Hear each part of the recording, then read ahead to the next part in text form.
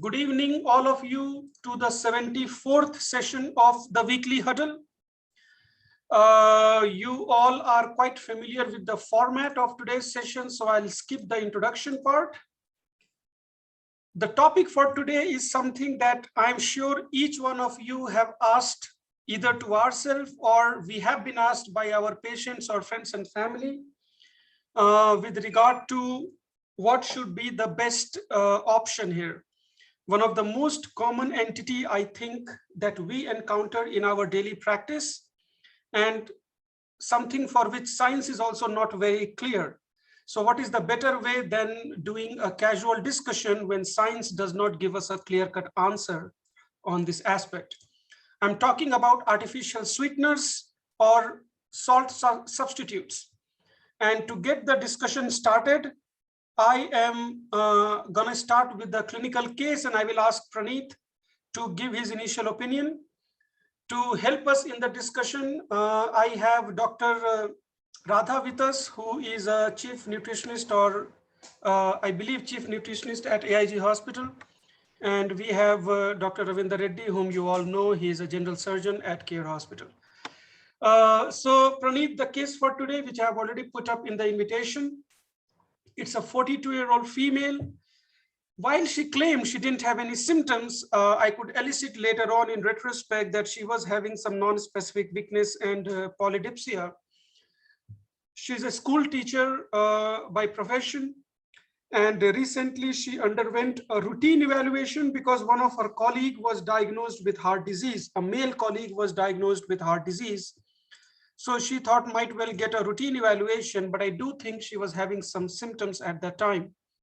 Amongst her routine evaluation, she was found to have elevated sugar levels and HbA1c that was checked, which was found to be 9.6, establishing the diagnosis of diabetes. She did not have any other comorbidities, and she's otherwise able to lead her regular life. She's not very active currently because of work from home situation. For most part, she had been reasonably physically active. So when I'm talking about diet to her, she claims that most of her sugar intake is in the form of added sugar in tea and ice cream, which she consumes about twice a week. Other than that, she doesn't have a sweet tooth and she does not consume any other major form of sweets. She does take a lot of, or I should say, she does take her fair share of simple carbohydrates. We did talk about that, and that I don't want to be today's discussion. We want to restrict it to sugar particularly. So she's asking about sugar substitutes in terms of can she continue taking tea and having ice cream, just the sugar-free version of it. So this is where we land up now. The discussion points are, should we advise her to switch to sugar substitutes that she can add to her diet? And in your opinion, what is the best sugar substitute that you advise to your patient? We know that there are more than 10 preparations available in the market. The common ones that I have listed here, those are your Stevia, which is a natural compound recently introduced, Aspartame, which have been there in, I believe, all your diet soda and whatnot, Saccharin, which have been there since age old. I remember that was probably the first sugar substitute that I was introduced to. Sucralose, which is the most common form used in most of the commercial products that you see, like your sugar-free candies or whatnot. And I have not listed other names. There are a lot of alcohol-based preparations and many more, which are there. If you Google it, you'll find a lot of them. And then the last question is, what are the metabolic effects of sugar substitute? My wife, Vrinda, who is also part of this discussion today, she's an endocrinologist. She keeps telling me that don't drink Diet Coke, it causes cancer or whatnot. Once a while, you do hear the stories of aspartame or other substitutes affecting metabolic activity in a wrong way with the potential hazard of future diseases. So what is the signal on it? Is it real? Is it made up? How does it affect obesity? How does it affect sugar control and whatnot? So a lot of questions. We don't have a clear-cut answer, so we'll try to engage in some discussion regarding it. So Praneeth, all for you. This patient comes to you. Would you advise her to take sugar substitutes? If yes, which one? And what is your take on sugar substitute as a general?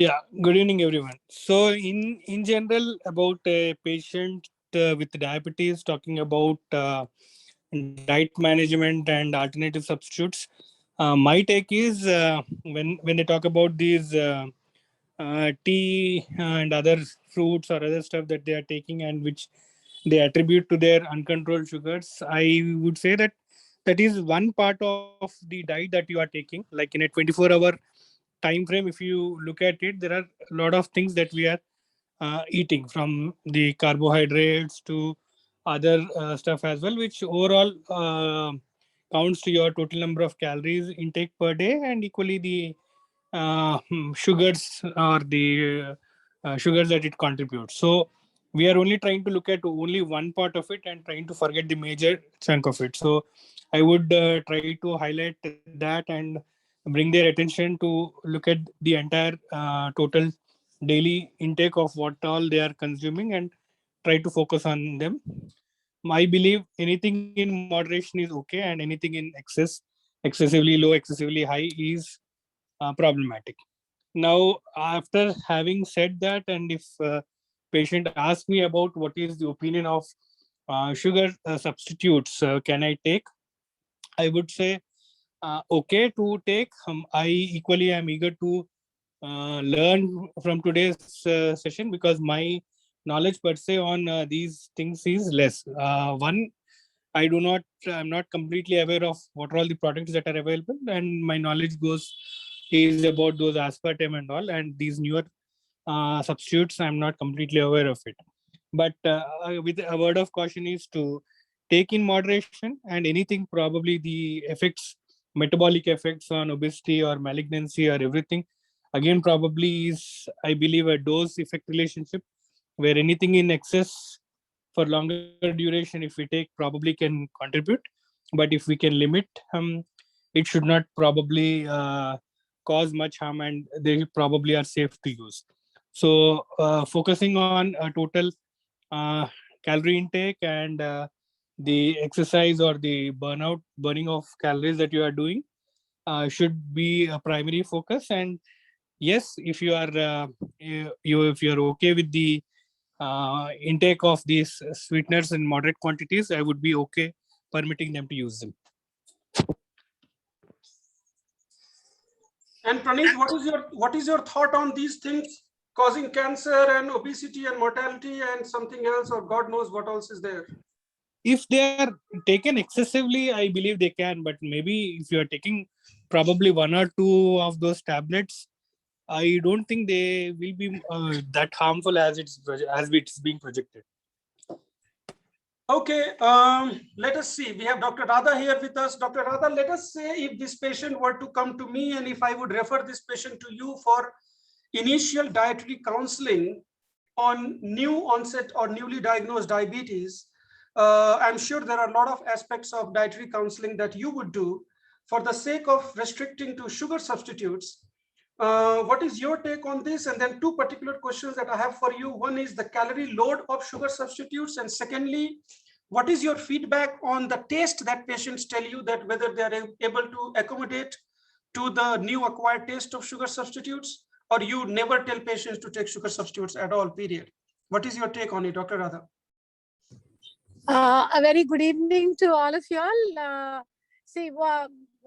Sugar substitutes, I understand, is a solution to the sugar taste that we have been used to from the time we are born, possibly. And it's a part and parcel of our food eating habits. So what happens is there are very many patients, once they are diabetic, they wouldn't want to leave the sugar taste totally. There are some who are open to that idea, and so what we do is we kind of encourage them to take tea, coffee without sugar, and they would acquire that taste over a period of time. You need to acquire, because taste of sweetness, taste of without sugar tea, coffee, or any beverage is an acquired taste that they have to get over a period of time since they are diabetics. What happens to the calorie contribution? Yes, it is less, And there are very many studies which contribute saying that, yes, using sugar substitutes, you would have weight loss and a better glycemic control because of the calorie. But caution is, what happens is they don't look into the total calorie contribution of the day. So they may not lose weight and they may not have glycemic control, even though they're on sugar substitutes, because they're not correcting the overall approach of carbohydrate percentage per se of the total diet, or even fat percentage of the total diet. So that is one. Aftertaste of the artificial sweetness is there. Again, as I said, it has to be acquired. Anything new has to be acquired. Like, for example, somebody trying to eat papaya, they don't like it in the first instance, but then after a while, if they continue to eat, then they acquire that taste.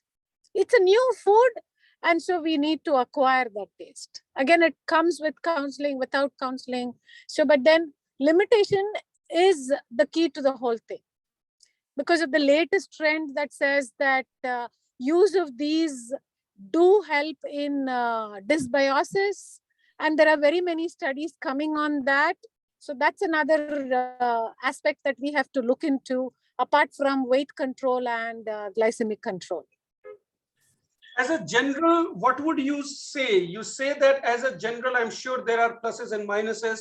As a general, would you say that sugar substitutes over sugar is a good idea, or you think we are just replacing one devil with another? It's not, it's win-win situation. See, we have to know who our patient is. I don't generally go with that open idea that any diabetic can be given, but it all depends on who my patient is. And the patient says, how can I sustain without sugar in my beverage? Then yes, I do tell them use it in moderation. But I do tell them their risk and then give them that choice of taking a decision on using sugar substitutes. And there is this concept of threshold. So what happens is their threshold for sweet taste increases with time. So the number of tablets possibly for the increase in their thresholds also will increase. So that's a caution that I tell them in the beginning.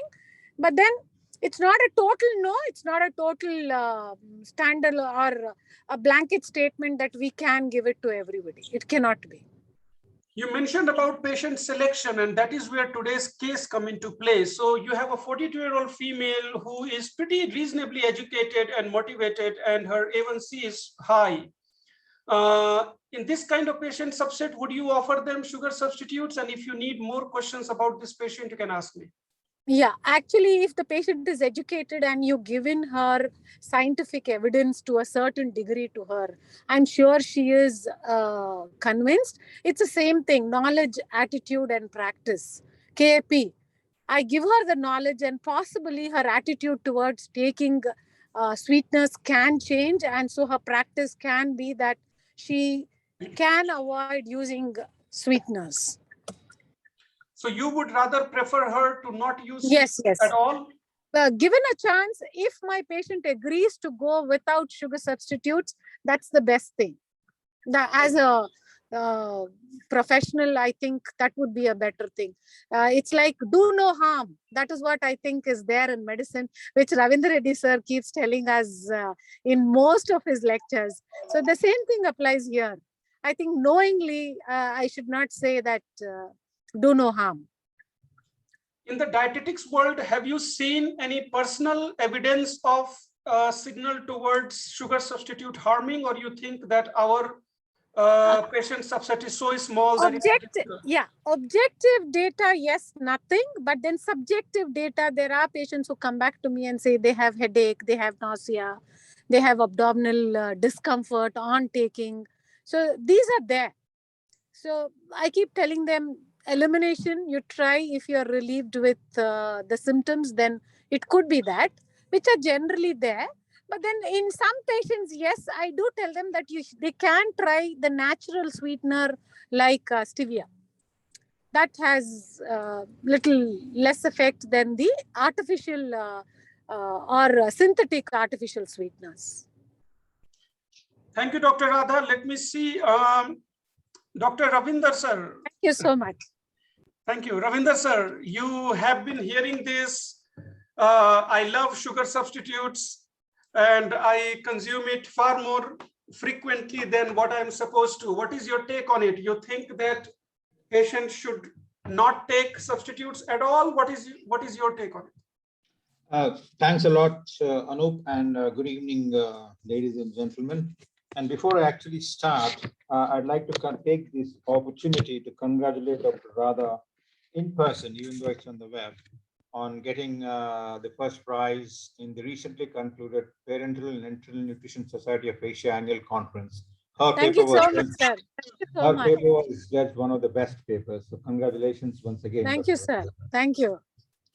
Okay, with that, sugar. Now, sugar is it's a bitter truth, isn't it? Probably we all know that we are the largest consumers of sugar in the entire world. And we are the second largest producers, I think, of sugar, if I'm correct, if I remember correctly. Having said that, we add about a couple of spoons. And remember, one spoon gives about 15 kilocalories. And that itself is one of the biggest reason why most of the healthcare professionals, including clinical nutritionists, dietitians, doctors, cardiologists, nurses, self-taught dietitians on the YouTube, all of them say that you need to restrict sugar. And in place, because we are used to, as Dr. Radha said, not from birth, but very soon after birth, we are exposed to the sweetness, and which upregulates the sweet receptors. And that's the reason why we cannot do much without anything which is not sweet. But non-nutritional sweeteners, or the sugar-free substitutes as we call them, these are basically high-intensity sweeteners. Some of them have very low calories and some of them have absolutely no calories. And because of this metabolic pandemic, if I can use that word, metabolic pandemic of diabetes and obesity, and when both of these are combined, we have diabesity, the use of these sweeteners has become very, very rampant. And as Dr. Radha said, some of them are plant-derived and some of them are artificially produced. The plant-derived ones are the common ones which we are aware are the glycoside ones, which are like Dr. Anoop mentioned, the alcohols, the plant-based alcohols, the polyols, that is sorbitol, the xylitol, which all of us would have, whenever we eat sugar-free chewing gum, we all had xylitol, or even sorbitol, whenever we had a syrup, a medical syrup, it contains sorbitol. But stevia is also a naturally derived product, and something which is very interesting, which I was waiting, and recently somebody from Himachal Pradesh actually grew, and that is the monk fruit. I'll come to that later. Then we have the non-glycoside, that is the second generation one. Not much of them are available in India. But then we do have the synthetic artificial sweeteners. That is the aspartame, one of the first ones on Dr. Anoop's list. And saccharin, which is one of the first, I think we were in school when this hit the markets. And then sucralose. The difference between sucralose and sucrose is, I think, one carbon atom less is sucralose. And these are used as tabletop. Most of them are used as tabletop sweeteners. We have seen it in almost all the restaurants, standalone sweeteners, even though quite a few of them are commercially used in food preparation, especially in all processed food and all the sugar-free beverages do have these. Having said that, some of them have some benefits, I'll come to that, but most of them don't have any benefits, and quite a few of them do not have any benefits. Instead, they have deleterious effects. The thing is, even though of late we read the label of whatever we buy, some of them are like saccharin. We are all aware of saccharin, which is there, but then if it is labeled as 2H1 lambda 6, which is the official name, we'll not know it is saccharin. Or sucralose, which has become very common now.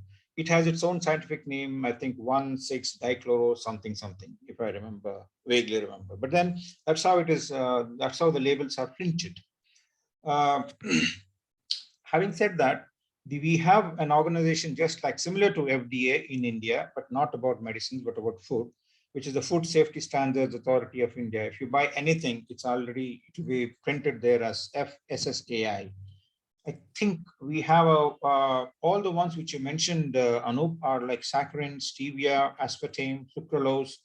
They are approved by the FSSAI in India. And there are other ones which are approved, but I'm not very aware of them because we do not use them as commonly as them. But the commonest thing is the aspartame, which is perhaps one of the most commonest ones. And if I look at or any of the labels, yeah, I'll not be wrong if I say that more than 70 or 75% of the commercial products do have this kind of product, and it's available in powder, standalone, in liquid, in capsules. If you buy yogurt, let's say a nice Greek yogurt, which is flavored, it'll say no added sugars, but be assured that it has this aspartame, or even frozen food. Some of the cereals, again, they say no added sugar, but then they do have some of the sweet gelatins which are available. Aspartame cannot be used in baking I think, correct me if I'm wrong, Dr. Radha, I think they are unstable at high temperatures. But one of the biggest limitations of aspartame is phenylketonuria, because part of it is converted to phenylalanine, and this is one of the only things that is actually the FDA asks them to be labeled that it contains aspartame, and to be careful for patients who have phenylketonuria. Now, stevia is something which we discussed in the last few minutes, which is it's becoming more and more popular in India. Again, used as tabletop sweeteners. It's in various ice creams, cakes, sauces, pastries, yogurt, and various other things. And so also saccharin. It's been there since probably 60s or 70s, and it's available in many, many forms, including the soft drinks. The reason is most of them are quite stable at high temperatures and stable at even very low pH, except aspartame. I think that's the reason why they are used so rampantly. Coming to the common one, the sucralose, even most of the medical grade products which we use, the oral nutrition supplements, they contain sucralose. And one of the reasons is it's rather poorly absorbed in the gastrointestinal tract. And I talked about fruit monk, and I'm quite excited that they are growing this in Himachal Pradesh. The reason it's still not yet available in India, but it's probably from China and Thailand. An interesting part of this is about 200 times or 300 times sweeter than sucrose with a zero glycemic index. That is amazing. With a zero glycemic index. I do not know of anything which can equate to this. And hence, recently, I think 2020, in the middle of the pandemic, somebody grew it in Himachal Pradesh. It was a small news item somewhere, which caught my eye. Now, let's look at the effect. The beneficial effects, the biggest beneficial effects of any of these sweeteners is that it maintains the taste. And one of the biggest scientifically rational one is it certainly reduces dental caries. I think I won't be wrong if I say that the good news ends there. There are other effects like weight loss, prevention of diabetes, or as in your patient, Anoop, which you alluded to, prevention of diabetes or control of diabetes, effects on the cardiovascular diseases. I think it's still unclear. Now, weight loss, quite a lot of them, in fact, my own relatives use them, thinking that it will help in weight loss. There have been quite a few studies that show that it certainly helped in weight loss. There have been some more studies that have shown that there is no effect on weight loss. And yet, there are some studies now which have actually shown that usage of this sugar-free substitutes actually increased the person's weight. Coming to the main crux of the discussion, that is the glycemic effects. Before I go on, there are very limited high-quality long-term studies on this. Most of them are a few randomized control trials, and majority of them are observation studies. And some of these observation studies and RCTs have shown adverse glycemic effects of these sugar-free substitutes. The reason is it increases the glucose intolerance, increases the insulin resistance. Now it increases GLP-1 release, yet it increases the development of type 2 diabetes, right?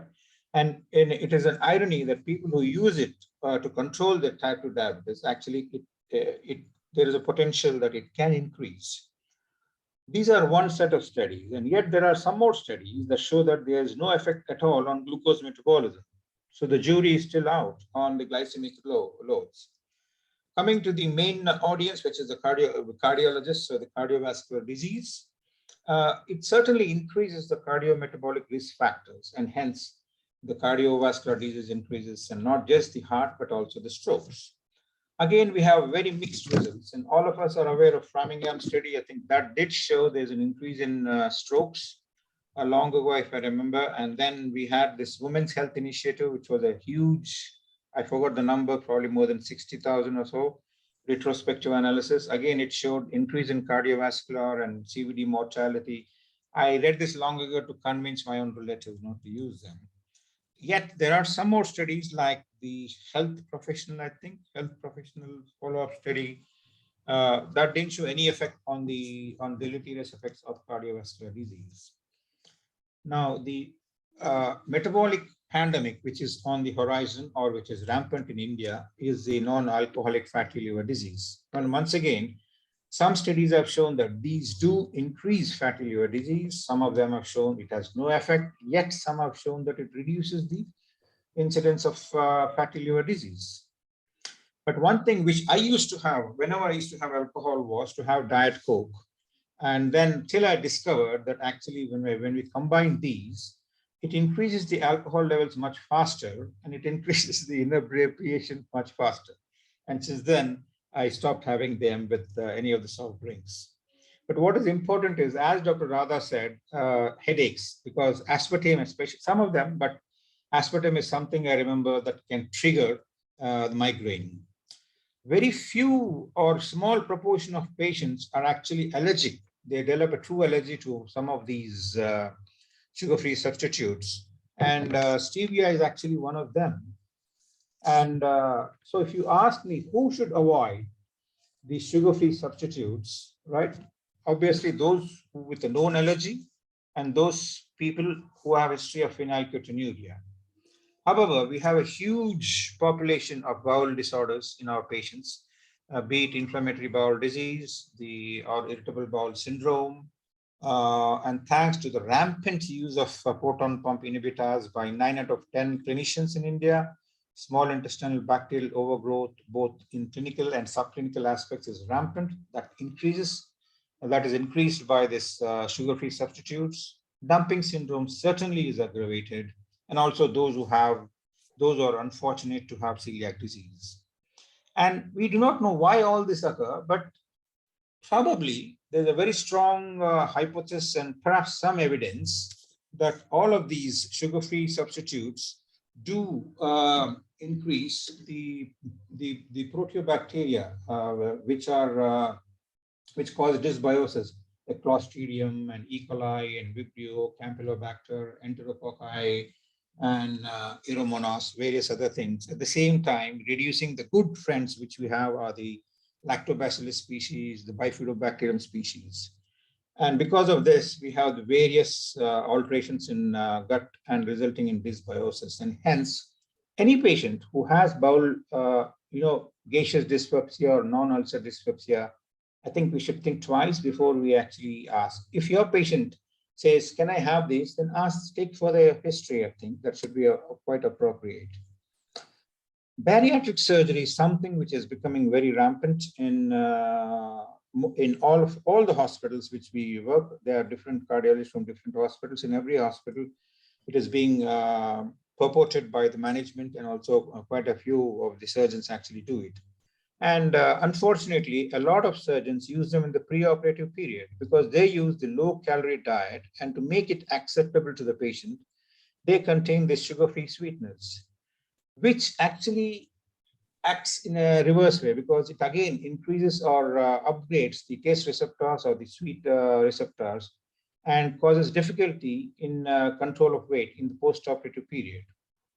And if we use them in the post-bariatric phase, it certainly increases bowel gas because of gut dysbiosis, bloating again because of gut dysbiosis, resulting in abdominal discomfort in quite a few of them, not all of them. And certainly if they are more prone for dumping syndrome, and remember, if they have gastric bypass, then certainly this is aggravated.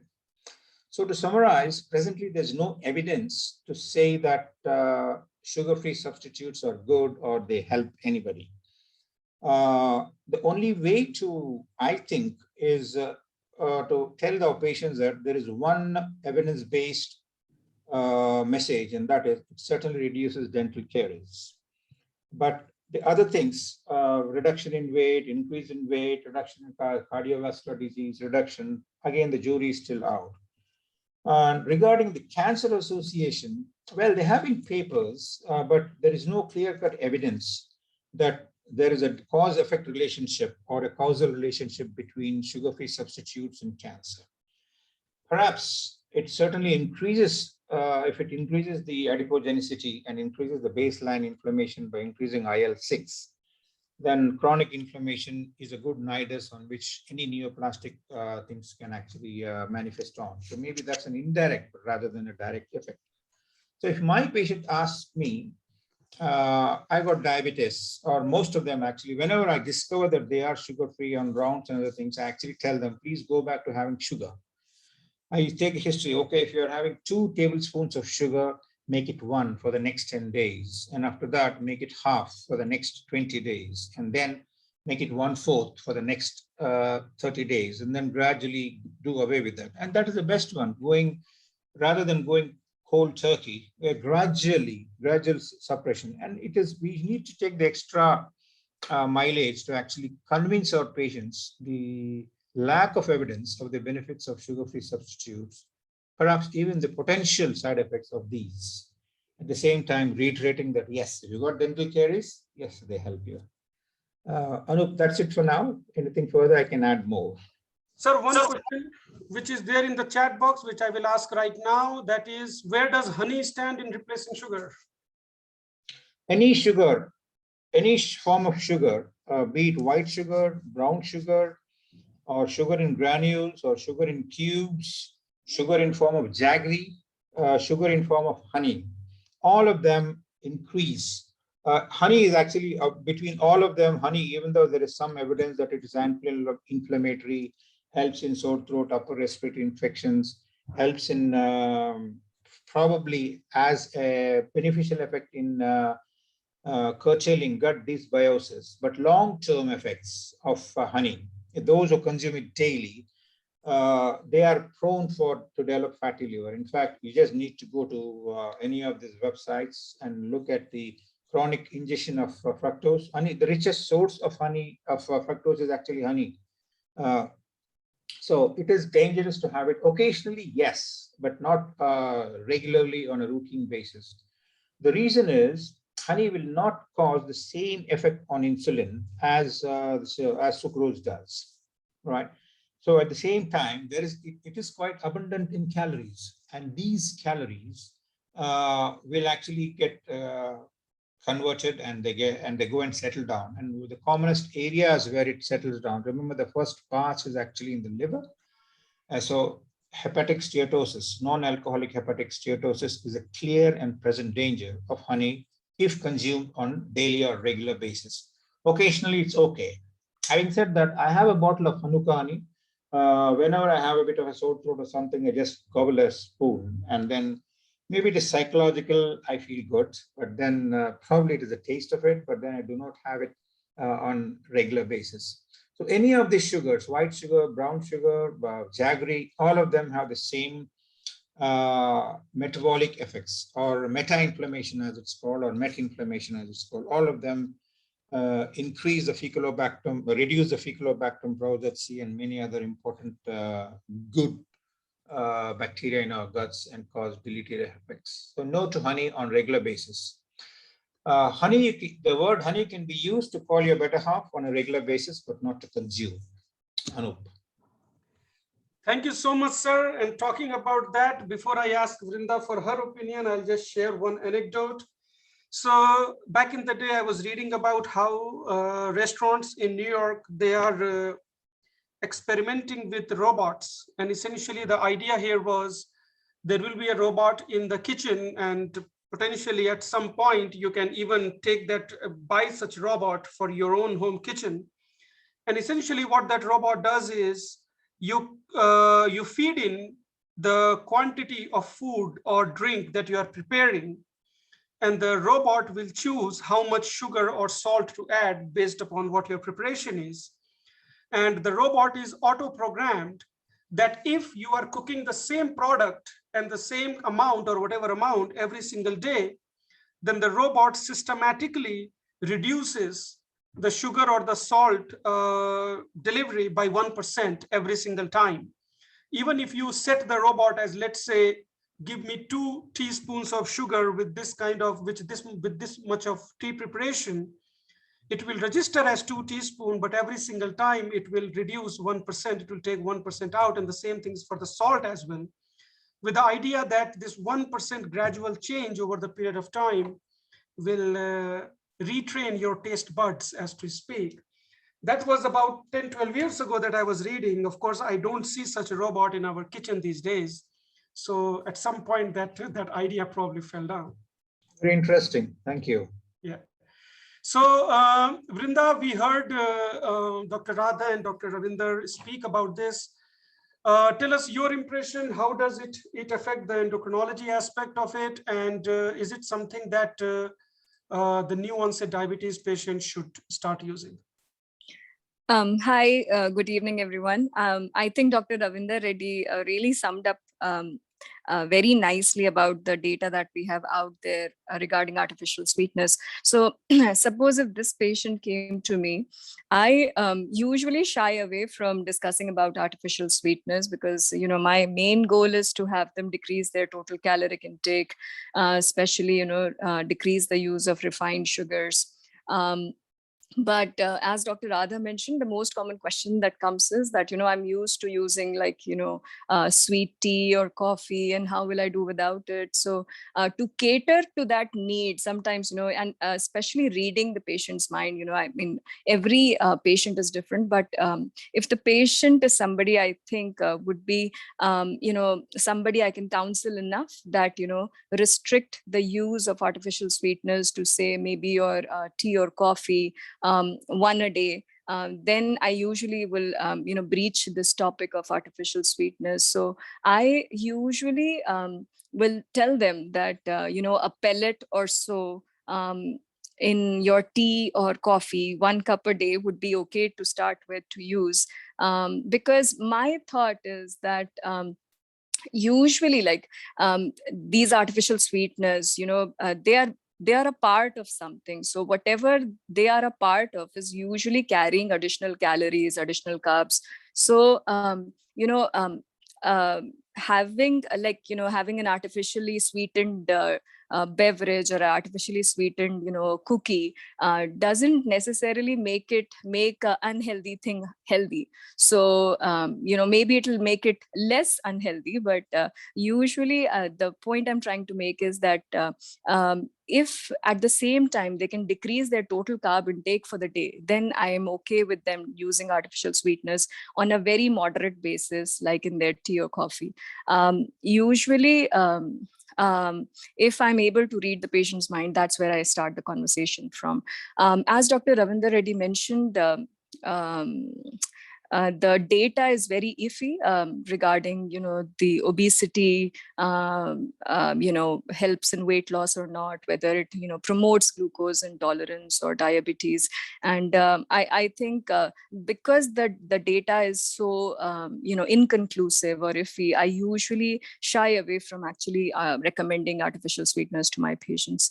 One other thing is that, you know, which I think most of us may agree to, is that, you know, this overstimulation of taste receptors. So I'm sure like even Anoop can concur to that, you know, it's it basically, you know, somewhere psychologically tells you that, you know, having artificially sweetened no caloric diet soda would be okay. So kind of, you know, it extrapolates to like, you know, I would be okay to having say 2 cans of diet soda a day, or you know, maybe since my doctor said I can have sugars, artificially sweetened tea, maybe I can have you know, a cookie as well, I can have the mithai as well. So I think because they are so intensely sweetened that I feel that if you use them in large quantities or if you use them regularly, that they may actually make you feel that the fruits are also not as sweet as they used to be. So in general, my thought is that use it in moderation. For my Indian patients here, I usually tell them 1 pellet and tea would be okay. Otherwise, try and maintain a regular, like some sort of like caloric intake, a carb diary, work with a dietitian. Because the idea is that if you want to get your blood sugars under control, weight under control, the idea is that your total carb intake, total caloric intake should be on the downside. Thank you. Thank you so much, Vrinda. I think that one of the consistent point that is being discussed is upregulating the sugar receptors, and that probably can answer the question that Santosh put up in the group, which is, will artificial sweetener increase the craving for more food, thereby causing obesity? That question had been partially answered by all the people who spoke so far. If it increases your threshold of what you perceive as sweet, then definitely you'll be consuming more sweet outside of what you are already doing, and that certainly can add to the weight gain. And then what Dr. Ravinder also mentioned, that the dysbiosis probably will push your body more towards a mal-metabolism state, if it may, although the data is still not very clear. So having said that, yes, Ravinder sir. True. Any artificial sweetener, as all of us have rightly alluded to, upregulates the taste receptors, and it's a huge challenging task to actually have a sugar-free diet. But for most of the patients, something which I forgot, I thought I'll mention it, is which I do. I don't have sugar. I don't have diabetes so far as yet.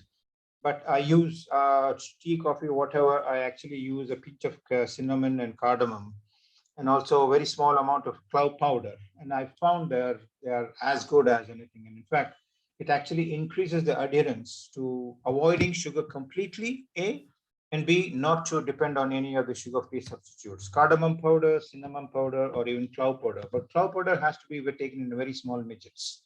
Thank you. Perfect. Thank you so much, sir. I think that these are very relevant clinical pearls that we can share with our patients in terms of what our personal habits are, and maybe that can be reproduced. I'll continue my discussion with few more opinion. We have Dr. Shankar here. Dr. Shankar is a general physician who has been a regular attendee of Huddle.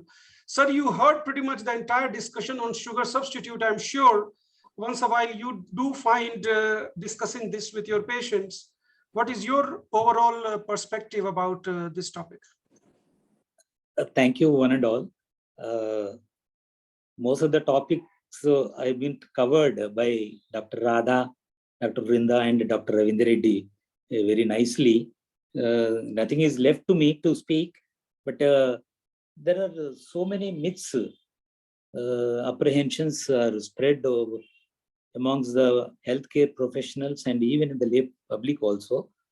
So mitigating away all these myths, the ADA, American Diabetic Association, American Heart Association, British Dietitians Association, and JE, CFA, and FSSA, so they are all recommended these non-nutritive sweeteners. So the myths regarding the cancer, Dr. Ravinder Reddy has nicely alluded to, regarding the gut microbiota, it harms, but there is no evidence that it harms the gut microbiota till date, recent studies. The cardiometabolic risk is also, it is ruled out by recent studies, and these NNS, these non-nutritive sweeteners, they do not affect even the appetite or hunger. That is also proved. And another fourth myth, it is not associated with any risk of chronic kidney disease. So earlier we thought of there may be some deleterious effects on the kidney, but it is also ruled out. And earlier even the aspartame or sucralose, they were not advised by even FSSAI, our Indian Safety Standard Authority, that it is not indicated in children and pregnancy, but that is also ruled out now. Even FSSAI also recommending these non-nutritive sweeteners even amongst the children and as well as the pregnant individuals. Having said that, these are all myths and they are all mitigated, but still there are still a lot of apprehensions regarding the various unfavorable metabolic effects.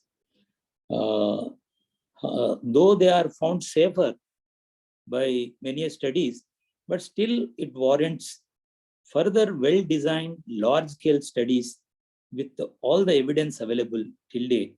It is still, I say that it is not advisable that artificial sweeteners, if at all they have to be used, should only be used occasionally. That too, a limited quantity and not chronically for long-term use. I conclude with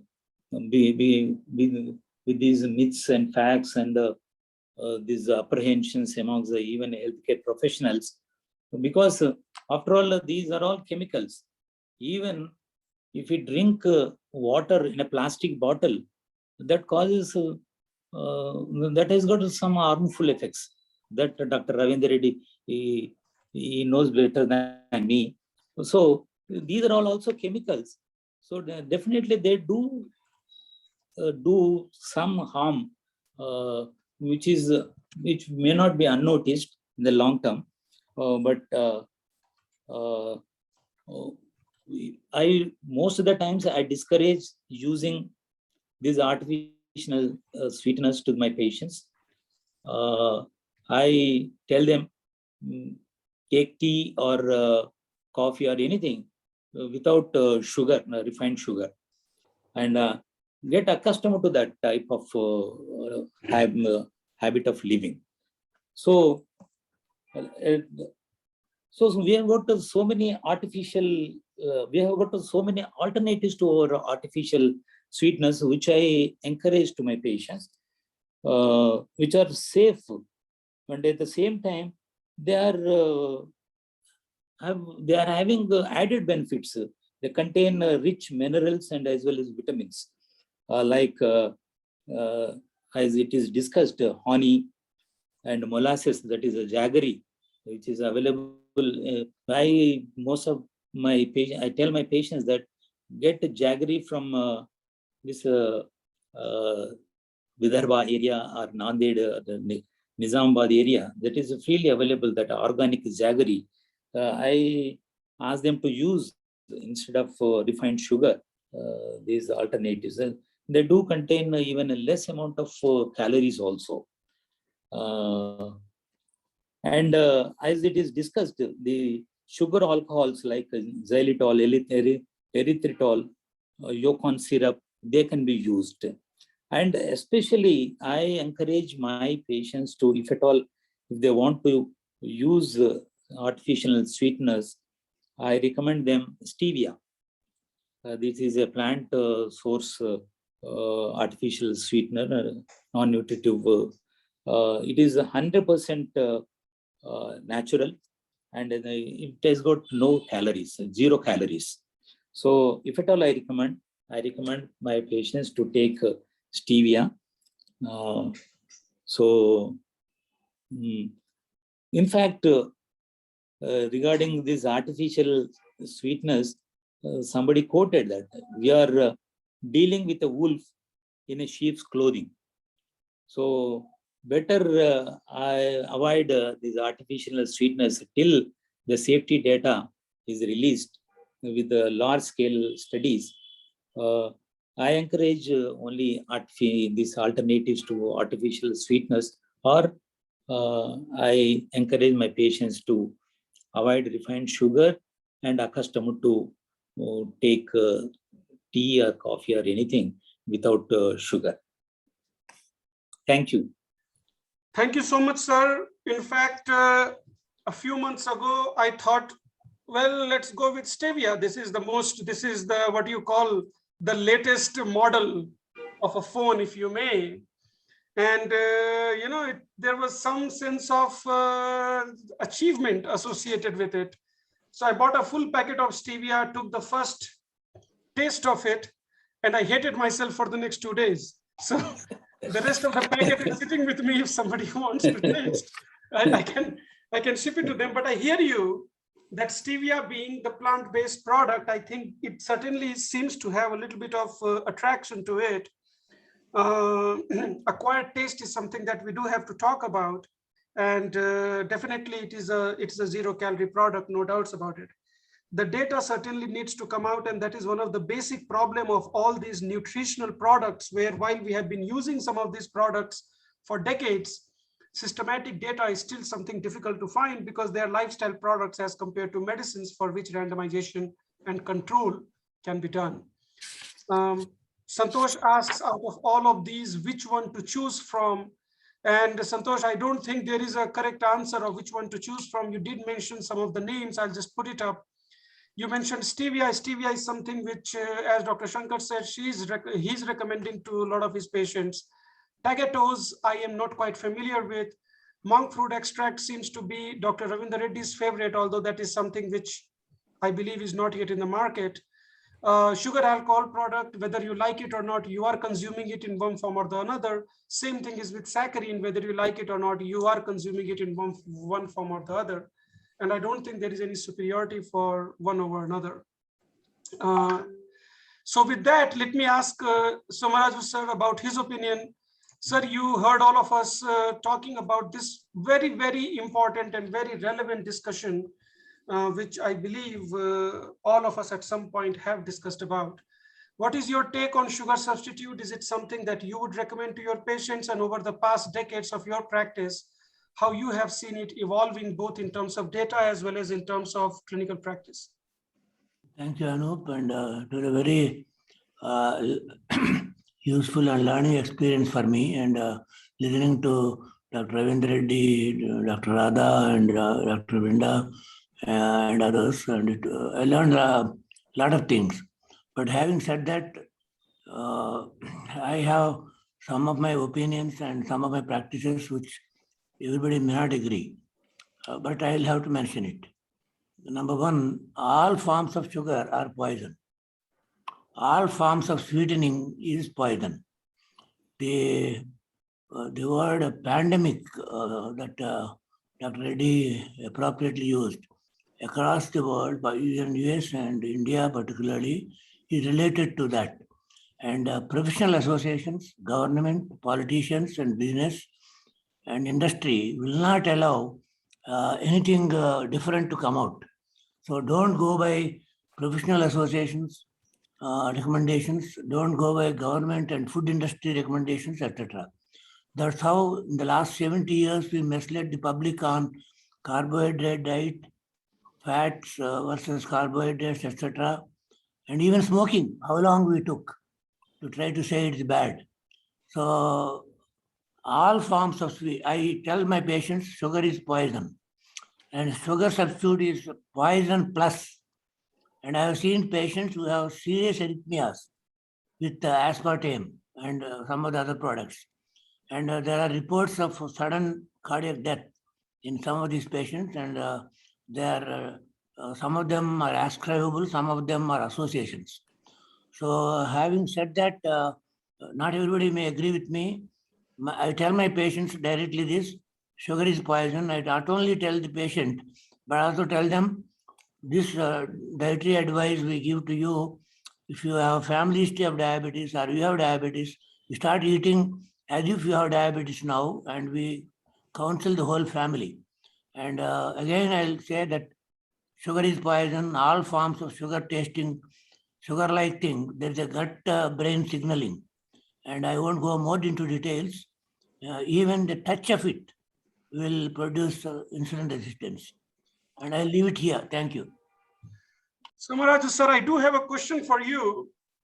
there is this mind over matter, or personal happiness, or pleasure, or whatever you call it. And to put it in very simple terms, anything that gives us pleasure or anything that gives us happiness eventually turns out to be carcinogenic. So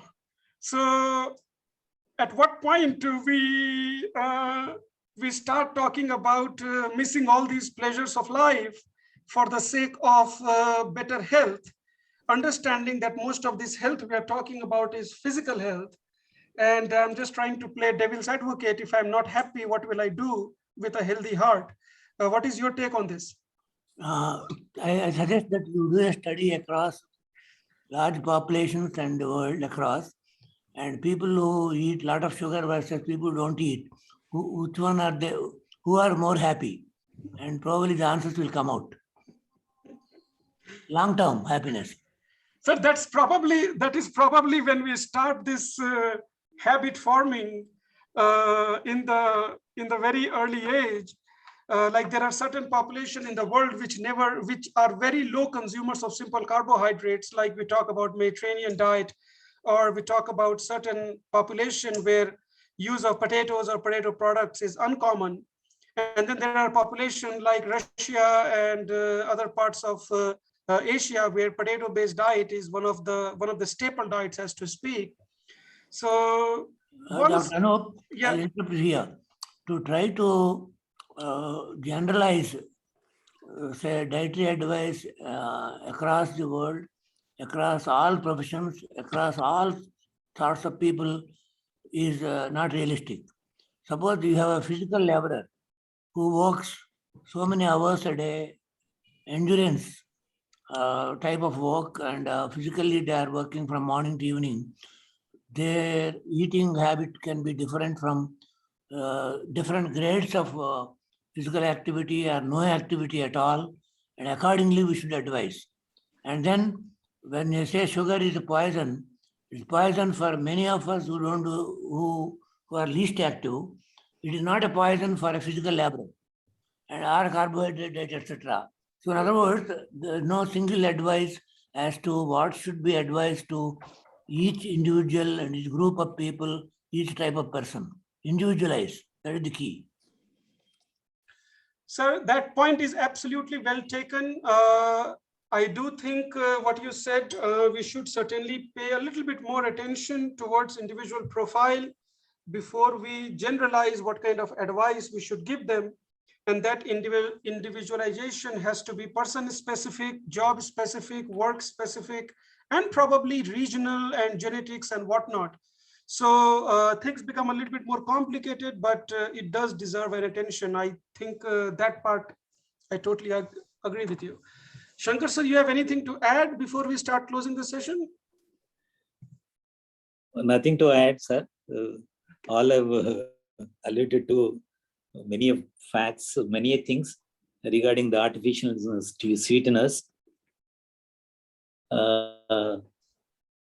So what is final advice, what we are supposed to give to our patients? Because we are all, with the literature, if you go through, it is all industry driven. Actually, it's a very biased opinions are given because the myths are there. Still, they say that they are all mitigated away, but still the myths are there. The myths will be there in the near future also. But we should come out with the real facts. Right. So Shankar sir, I wish I had answered to your question. One of the founding thought of starting this weekly huddle session was not particularly to change our practice, but to understand why we make a particular decision in our daily life and the rationale behind it, so that we can put those with our existing thought process and come up with our own pragmatic way of how we deal with medicine, understanding that for a lot of what we do, the data doesn't exist. And for a lot of what we do, even if data exists, that may or may not directly apply to our patient population or the scenario that we are dealing with. But I do hope we have a little bit of summary statement at the very end, and we'll talk about that. I'll take two more discussion here, 1 minute each. Dr. Vijay Reddy is here with us. Vijay sir, you heard all of us discuss this. What is your final take on this particular topic? If you could add your thought, or if you could summarize what you think about sugar substitute. Vijay sir, if you could please unmute yourself.